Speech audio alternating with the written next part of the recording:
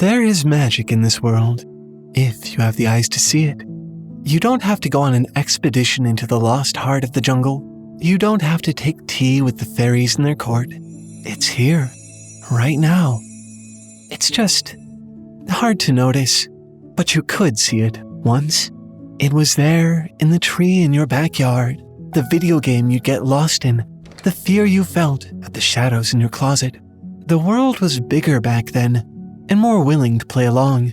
It defied reality to be what you saw in it. That tree really did scrape the clouds. You really were the hero in that game.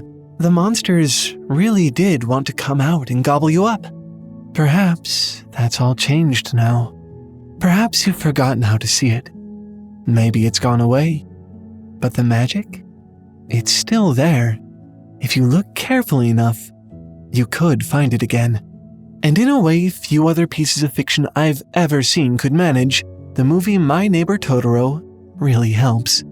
There is no way to watch this film and come away unaffected. If only for a moment, the clouds will lift from your eyes, the world will seem so much wider and so much more wonderful. It's such an incredible thing for any piece of media to be able to do for its audience.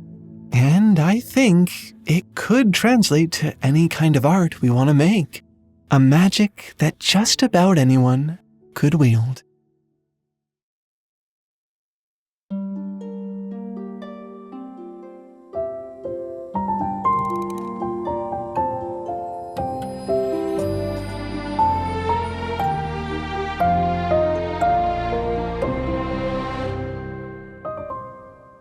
One of the best things in life is learning, which is probably why you're here to begin with. Unfortunately, not everyone learns the same. Public school is not quite a one-size-fits-all option, and a lot of the artists and creative types among us end up missing out on a lot of precious education as a result. Fortunately, there is a shockingly easy, fun, and highly personalized way to get an education right from home. Learn all your fundamentals, maths, sciences, computer programming, and more with our sponsor, Brilliant. Visit brilliant.org/TaleFoundry to get 30 days for free and 20% off a year subscription. Seriously, this is the most fun you'll ever have learning this stuff. Try it out for free and be as brilliant as I know you can be. Studio Ghibli films are incredibly special to me. I've slowly been picking my way through them for years, giving myself the time to savor each unique experience they have to offer. Watching one of these is a little like a holiday to me, can fill me with enough joy and wonder to last the entire year.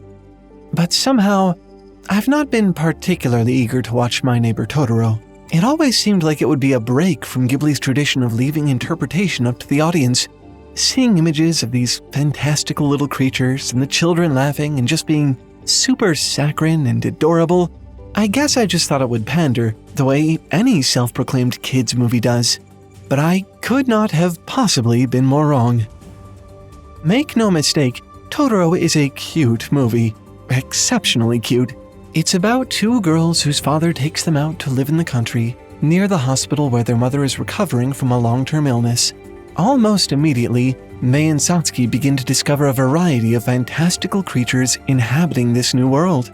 The Totoro goblins living in the forest behind their home, the soot sprites clustered in the shadows, the cat bus running through the night sky.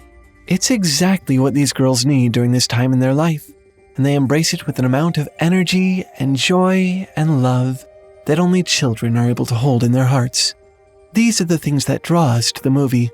This is what we mistake as the source of the film's magic. But the majority of the film's runtime is also very grounded, full of carefully detailed, realistic, relatable moments. When they move into their new home, it appears so much larger on the inside, and the sisters become a whirlwind of excitement, running around, exploring it. When a typhoon rattles the house, the family has to find ways to comfort each other. When Mei is lonely and sad and having a hard time coping with the fact that their mother is in the hospital, she shows up in the middle of Satsuki's school day and has to sit through class with her big sister. It's surprising to see this much realism in a children's fantasy movie. Normally, when realism shows up in movies like this, it's pathetic. Not pathetic, but pathetic with a B, an attempt to undercut the wonder and ground things a little. Not so here. They play it extremely straight, to the point of being downright stark at times, but that's what makes it so special. The fantasy isn't some weird occurrence. It's not a spectacle. It's part of their lives. The notion that there should be a family of Totoros living in the woods, or an army of soot sprites in the attic, or a cat bus flying through the sky is no more an exaggeration of the child's world than the impossible scale of their new home as they explore it, or the overwhelming weight of their mother's stay in the hospital. Whether or not Totoro is real isn't important. He affects them. He is a child's hope in a dark place, and that is a sort of magic. So far, it just sort of sounds like I'm talking about magical realism. Movies like Pan's Labyrinth and The Killing of a Sacred Deer certainly have magic in them, but it's more of a device. Magic is a metaphor, a vessel for a theme, a spectacle that makes an otherwise very realistic experience very enchanting without sacrificing the deep tone. My Neighbor Totoro might sound like it fits that bill perfectly, but really, it's kind of the opposite of that. In a talk he gave to his 6th grade class, Miyazaki tried to explain different perspectives and all the room for creativity they provide. What does the world look like through different eyes? Birds are so in tune with the wind. Can they see it?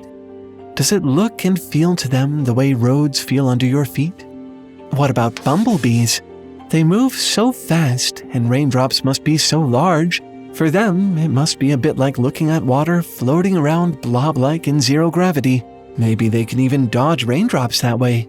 And fish? Well, they must have no concept of being underwater. To them, we're just in the air. The world truly seems to change depending on how you look at it.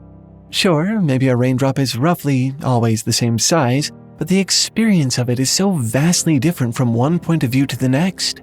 If you were to see it from a bumblebee's perspective for the first time, it would look like a fantasy world to you. And if we can capture that difference in perspective, what it means, what it feels like, we can change the world. An act of magic. A child's world isn't going to be quite as alien to us as a bumblebee's, but there's still enough difference in scale, in understanding, for that magic to occur. This is why Totoro and the other magical creatures make so much sense beside the rest of the more grounded material in the movie. Although it tries to show us the world through Mei and Satsuki's eyes, as adults, most viewers are past the point of being truly awed by a piece of rotting wood or some random acorns. To the girls, this stuff is exciting and fun and new. But the adult viewer needs the other part of their world too. The reality that there could be little creatures living in the shadows, big furry goblins in the woods, cat buses riding the wind. We need those to clear the clouds of common sense from our eyes and see the way that they do. When he was planning the movie, Miyazaki said he wanted to create a film about what we have forgotten, what we don't notice, and what we are convinced we have lost, believing that we still have these things. And he did. If only for a moment, My Neighbor Totoro helps us to see the world as a child might. That is the magic of this movie. But not just this movie. This can work virtually anywhere. Miyazaki calls this technique a moving perspective, which he compares to a plastic model perspective. As an animator, he spent years trying to figure out the best ways to convey experiences. When it came to mechs and vehicles, he'd find himself holding a plastic model in front of his face and moving it past his eyes to get a sense of scale, spatial depth, closeness. But it always sort of fell short. It felt like a symbol for the experience he wanted the audience to have, rather than the experience itself. He feels the same way about a lot of rote animation techniques like standardized walk cycles and scrolling parallax backgrounds. But when you actually get into the vehicle and experience the world in motion, that's a new perspective. The world as you perceive it changes. You can try to imagine what it might look like from up high or whizzing by at 80 miles per hour, but until you've seen it for yourself, it will be hard to actualize. For any of you writers out there, this sounds a lot like an extreme version of write what you know, as if you can't write about anything you've never experienced. Experience certainly helps, but I think what Miyazaki is getting at is that we can do better than just accurately representing the material. We can try to dig a little deeper and find how the changed perspective affects the world's feel, what that difference means to those experiencing it, and then let that inform how we convey it. Sometimes it makes things less rational. The trees flying by at 80 miles per hour aren't actually a blurred ribbon of green and gray, but for that brief span of time, it's what they become. Yes, things might be quite a lot bigger through the eyes of a bumblebee, but what is it like to have enough time to avoid the rain as it falls? There must be a special kind of leisure within that world. Time must seem to move so much more slowly and so much more comfortably. I can almost imagine bumblebees sitting on flower petal couches, chatting about their day and sipping on nectar. Yes, the wind must feel as familiar to a bird as the ground does under your feet, but what would it be like to walk along it? I bet the air would seem as though it were filled with pathways, highways, roads, hidden thoroughfares. Birds must feel like trailblazers all the time. Yes, fish must not think of being underwater at all. So what creatures must lurk up there in the deep, bright air? We must be as mysterious to them as they are to us.